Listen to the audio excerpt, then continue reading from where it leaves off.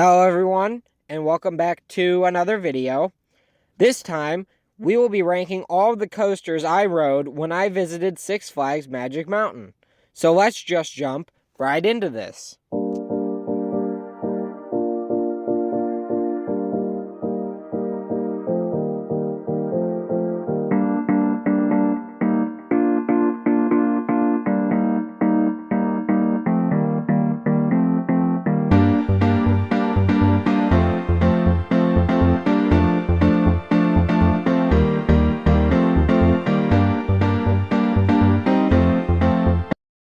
Six Flags Magic Mountain is a massive theme park located in Valencia, California. The park boasts the most coasters in the world in a single park at a whopping 19 currently operating, with one standing but not operating, or SBNO, and a first of its kind in the US under construction. When I visited during my California trip in 2021, I was only able to ride 15 out of the current 20 on site. I missed out on the Kitty Magic Flyer, of course, because I'm too big. I also missed out on Superman Escape from Krypton, which then I didn't really care about because the ride is basic and looks kind of mediocre, only going partway up the 400-foot tower. But with it currently being SBNO and having an uncertain future, I kind of wish it hadn't rained the day before, because apparently the ride can't run for about a week after it rains. At least that was according to some of the workers at the park. So that one I'm a little more hurt now than I was then, but I still don't think I missed out on too much. And of course, I missed out on Wonder Woman Flight of Courage, which was being built when I was there. But I've been on Jersey Devil Coaster, and which is basically an exact clone of Wonder Woman. But because of Wonder Woman's construction, Batman was closed, but it's just about another Bat clone, so I'm not too hurt about that one. The one that really stung was Twisted Colossus. The ride wasn't scheduled to be down, but apparently the ride needed some maintenance and inspections and had been down for a couple of weeks. The part that stung was I spent 2 days at the park, and the day after we left it opened, and it wasn't on the website to be closed, so yeah, that was a little annoying, but it's okay. I'm sure I'll be out to California again soon, and definitely will make a point to get on it while I'm out there. But that's enough context. Let's get into the actual list, which is, of course, just my opinions. At number 15, we have Scream.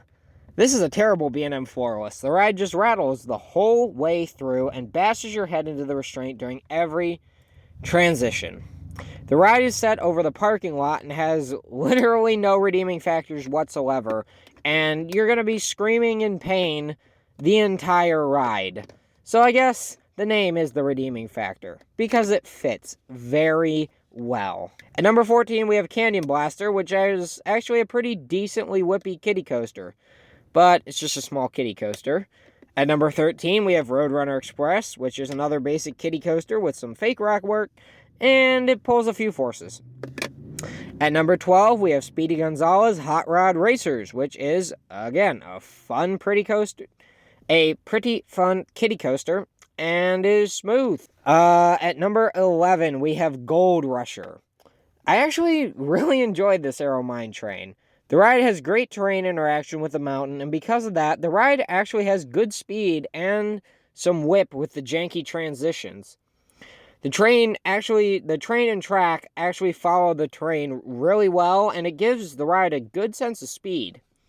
The ride is by no means smooth, but it's a bumpy kind of janky fun that these classic Aero Mine Trains have, so I think it's acceptable for the ride. It's also a pretty long experience with good interaction with other rides on the mountain. It's just not as thrilling as the other coasters. At number 10 is Viper. This is a massive Aero Mega looping coaster, and is one of, if not my favorite Aero loopers I've ever ridden. The ride starts off with a forceful and fun twisted drop before pulling up forcefully into a tight vertical loop. The ride enters a forceful high turn into two back-to-back vertical loops that again pull great forces and surprisingly don't bang your head. The train pops up and then enters a sharp mid-course.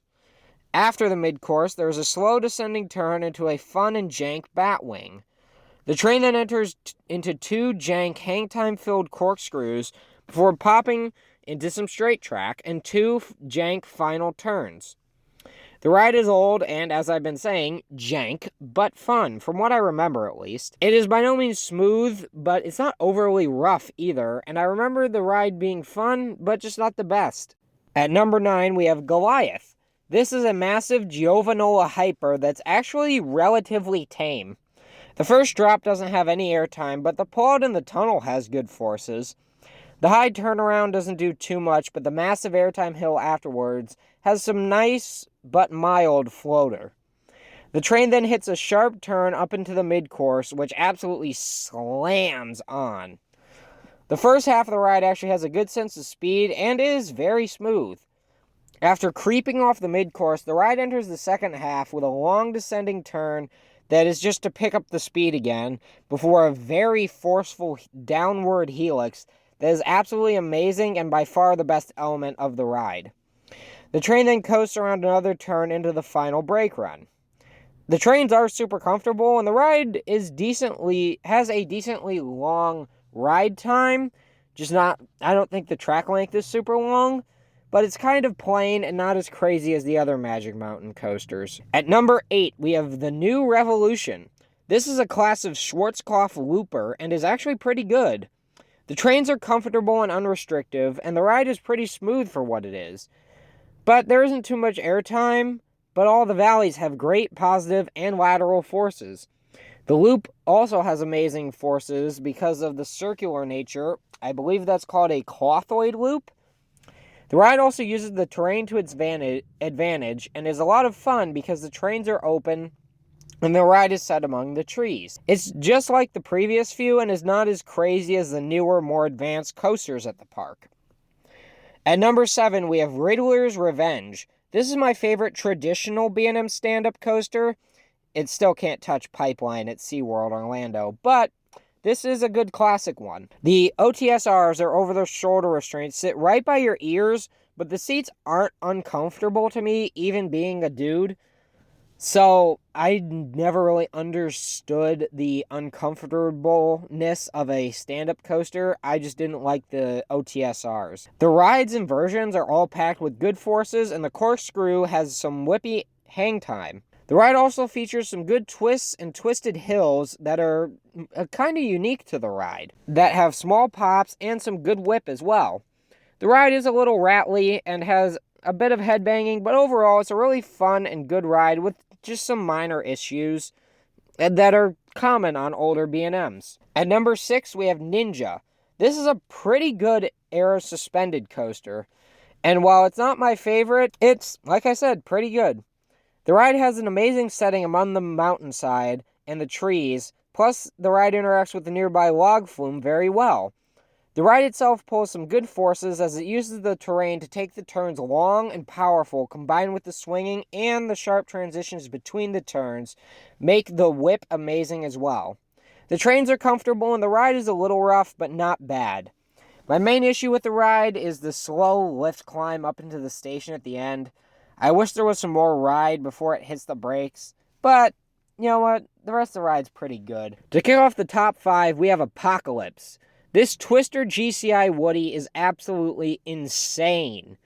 The ride has phenomenal pacing and trains with decent theming in the queue. The ride starts off with a great first drop into a turn with amazing airtime and laterals, followed by a powerful bunny hop with great airtime. The rest of the ride is packed full of high-speed twists and turns through the structure, packed with laterals and positives, plus some good airtime pops. The ride is absolutely out of control, and because of that, it is a little rough, but I don't mind it because it's a great wooden coaster. At number 4, we have Full Throttle.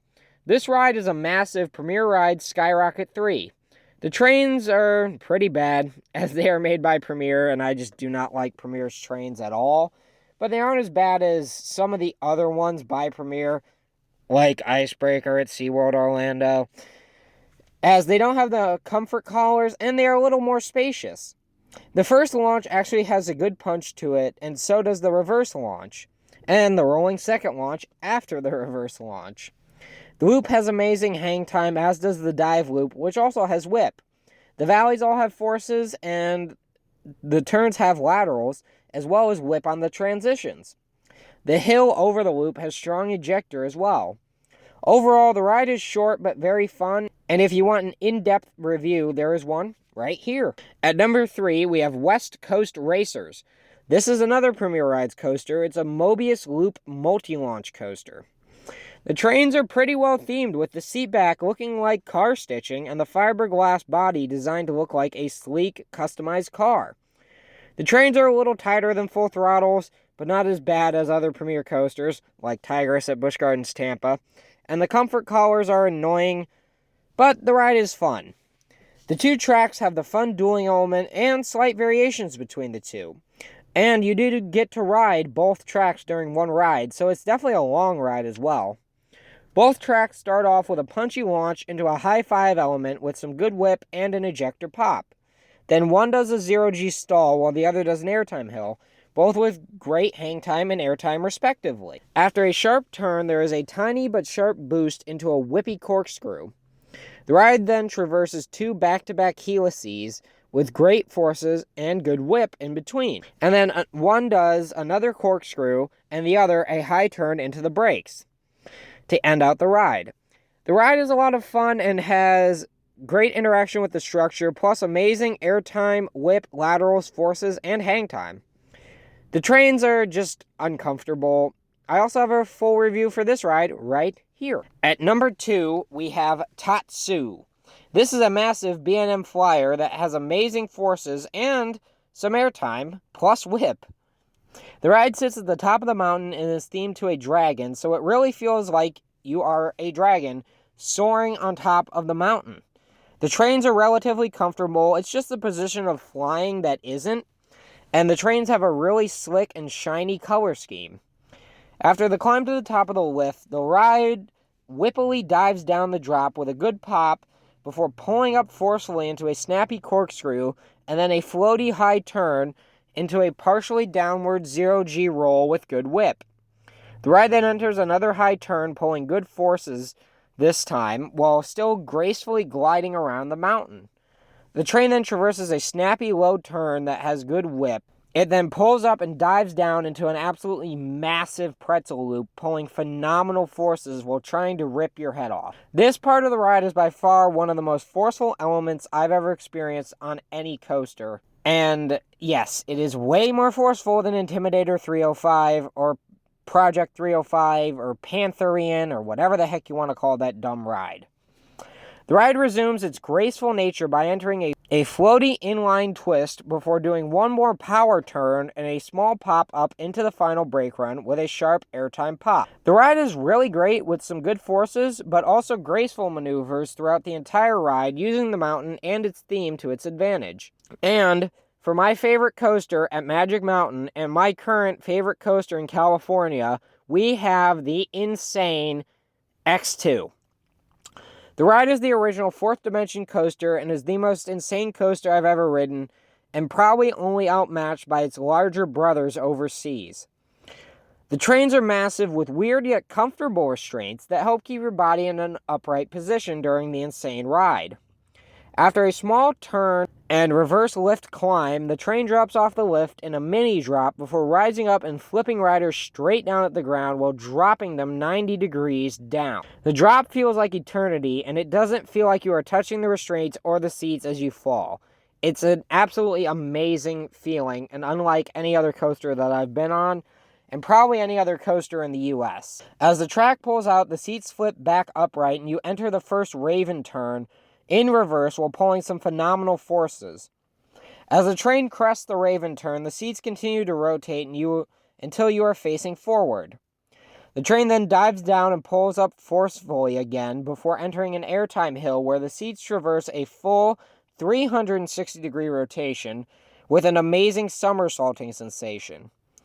The train pulls up into a forceful high turn with the seats rotating to face the sky. The track then dives down and pulls up forcefully again before rising into a hill that at the top rotates 180 degrees, and the seats flip at the same time, pulling some amazing G-forces, before the train dives down and pulls up into a final reverse Raven turn with more amazing positives while the seats rotate. The track pulls up and flips upright while the seats return to a normal position as the ride hits the brake. I won't deny, the ride is very bumpy, but the bumpiness to me adds to the insane nature of the ride, and I didn't find that final Raven turn to be as rough as most say. But those are my rankings of the coasters at Six Flags Magic Mountain. This park is great, but you are mainly just going there to ride the coasters. I hope to return soon to ride my missed credits and get re-rides on many of these amazing coasters. Let me know what your rankings for this park are and what you thought of mine in the comments down below. And I'll see you all next time on another adventure.